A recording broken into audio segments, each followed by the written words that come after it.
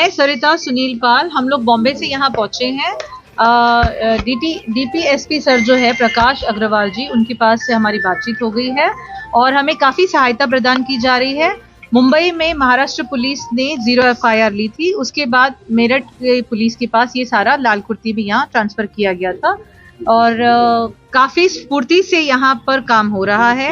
उनकी शिनाख्त हो गई है, काफ़ी लोगों को पहचाना गया है, सीसीटीवी फुटेज मिल गए हैं। हमारे पास जितनी जो इन्फॉर्मेशन थी, सुनील जी को जिस जिस नंबर से कॉल आए थे वो हमने सारे दे दिए हैं। सुनील जी को जो पैसों की मांग की गई थी, वो पैसे जिस जिस अकाउंट से आए थे और जहां जहां पहुंचे थे वो सारी डिटेल हमने पुलिस को पहुंचा दी है और बहुत बहुत आभार व्यक्त करना चाहती हूं मेरठ पुलिस का।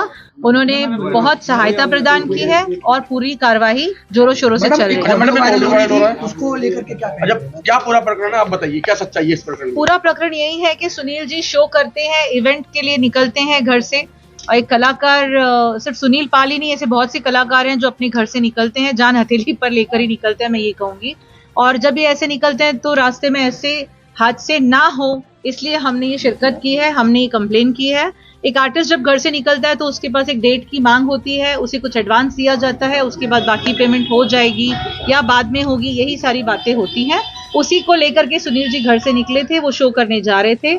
जिसने उन्हें ट्रैप किया वो शो के बहाने बुलाया, कुछ पैसे एडवांस दिए, फिर गाड़ी भेजी, गाड़ी में बिठाया, फिर गाड़ी कहीं रुक जाती है, फिर दूसरी गाड़ी आ जाती है, उनको उठा के ले जाते हैं। और जब कोई आपको बंदी बना ले तो मुझे नहीं लगता है कि एक साधारण स्थिति में आपका दिमाग काम करेगा। वही सब कुछ सुनील जी के साथ हुआ। जो ऑडियो जो वायरल हो रही है वो कम्प्लीटली एडिटेड ऑडियो है और उन लोगों ने जब देखा कि उनकी बातें बाहर आ चुकी है, सुनील जी ने कंप्लेन कर दिया है, क्योंकि उन्होंने सुनील जी को छोड़ते समय ये कहा था कि आप हमारी कंप्लेन मत करिएगा और हम बहुत अच्छे लोग हैं, हमने आपको मारा पीटा नहीं, जान से नहीं मारा, वरना ये हमारा रिकॉर्ड है कि हम लोगों को मार भी देते हैं।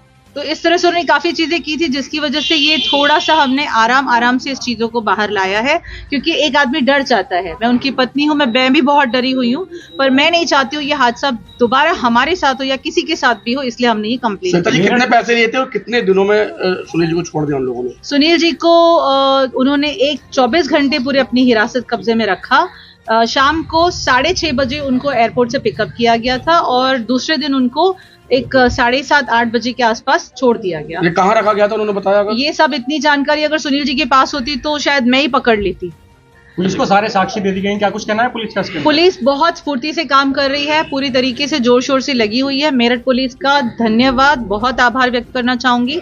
उन्होंने सारी चीजों को हमसे पूछ करके सारी अपनी जो शिनाख्त है वो शुरू कर दी। अच्छा, कितने पैसे मांगे गए थे, कितने पैसे लेकर छोड़ा उन्होंने? पैसों के लिए तो उन्होंने बहुत सारी बातें की, बहुत सारी तरीके से धमकाया, आप तो बड़े मालिक हैं, बड़े करोड़ों में रहते हैं, ये वो सारी चीजें जैसी करते हैं अपहरण करता है वैसे। उनके साथी ने अपने अकाउंट से ट्रांसफर किए थे? उनके साथी ने नहीं किए थे, सुनील जी का फोन उन लोगों के हाथों में था, तो उन लोगों ने जैसे जैसे चाहा वैसे वैसे चलाया। जिस जिस नंबर पे सुनील जी बोलते गए ठीक है मैं इनसे बात कर लेता हूँ या मैं उनसे बात कर लेता हूँ, और फोन उनके हाथ में था और सुनील जी की आवाज के थ्रू वॉइस मैसेज आ रहे थे। तो 2-3 मित्रों से उन्होंने रिक्वेस्ट की कि भाई मुझे कुछ पैसों की जरूरत है और आप थोड़ा थोड़ा पैसा भेजिए। इस तरह से 2-3 मित्रों ने कुछ पैसे भेजे, जिसमें से एक मेरे साथ है आरिफ भाटी जी, ये हमारे फैमिली एडवोकेट भी हैं और साथ में ये हमारे फैमिली मित्र भी हैं। इन्होंने अपने अकाउंट से थोड़े थोड़े पैसे करके कुछ 4 लाख रुपए इन्हीं के अकाउंट से गए हैं। इस तरह टोटल 8 लाख रुपए उनके पास पहुंच चुके थे। मुंबई में केस रजिस्टर्ड हुआ था, मेरठ ट्रांसफर हो गया है। मुंबई में 0 एफआईआर होगी क्योंकि ये केस मेरठ में हुआ है, तो प्रोसीजर यही होता है। कर लो क्या नाम आपका? एडवोकेट आरिफ भाटी। आरिफ जी कहाँ से हैं? राजस्थान सीकर।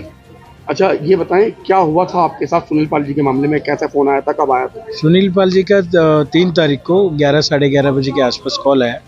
बोले आरिफ भाई मुझे गांव में माता जी को कुछ अर्जेंट काम है, तो मुझे 5 लाख रुपए ट्रांसफ़र करना है, मैं 1-2 दिन में आपको आके रिटर्न दे दूंगा, आपको मैं QR कोड भेज रहा हूँ, आप ट्रांसफ़र कर दो। बोला सर QR कोड पे मैं नहीं भेज पाऊँगा, उसके लिए अकाउंट डिटेल लगेगी। तो बोले ठीक है मैं अकाउंट डिटेल भेजता हूँ। तो उन्होंने 2 अकाउंट्स की डिटेल भेजी, एक आकाश गंगा ज्वेलर्स और एक राधेलाल शराफ। उस दोनों अकाउंट में मैंने 4 लाख रुपए ट्रांसफ़र करवा दिया। तो कैसे पता लगा आपको कि अभी सुनील पाल जी अपहरण हो गए थे और ये जो सारी रकम है वो अपहरणकर्ताओं के पास पहुंची? असल में जब वो उनको इन्होंने अपहरणकर्ता ने जब उनको 6:30-7 बजे के आसपास जब छोड़ा मेरठ रोड पे, तब उन्होंने हमको वीडियो कॉल के जरिए बताया।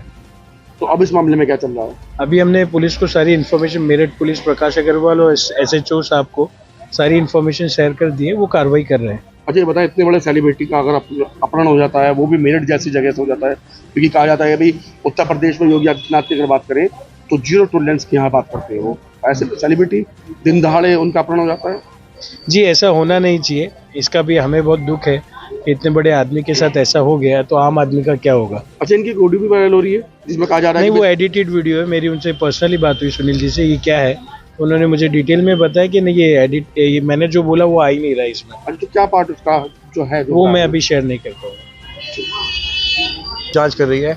आज सुनील पाल जी जो हैं उनकी पत्नी यहाँ आई हुई हैं, क्योंकि FIR लिखी गई थी मुंबई सांताक्रूज उसमें स्टेशन में, तो वहाँ से जो है ट्रांसफ़र हो गया है मेरठ, क्योंकि घटना मेरठ की बताई जा रही है।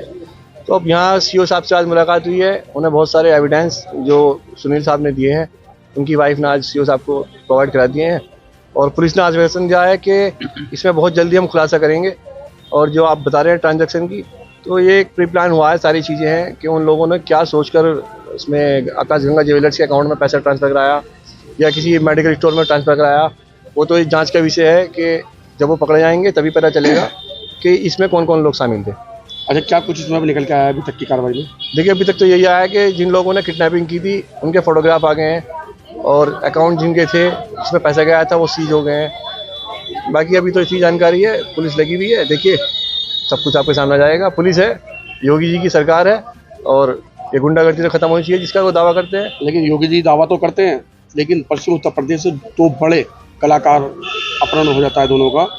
तो देखिए, ये तो सीधी सीधी एक ही चीज़ है कि सिर्फ ये दावे खोखले हैं, आपके सामने है, क्राइम रुकने के लिए तैयार नहीं है। जब ऐसे ऐसे लोगों का अपहरण होगा तो आम आदमियों के साथ क्या होगा।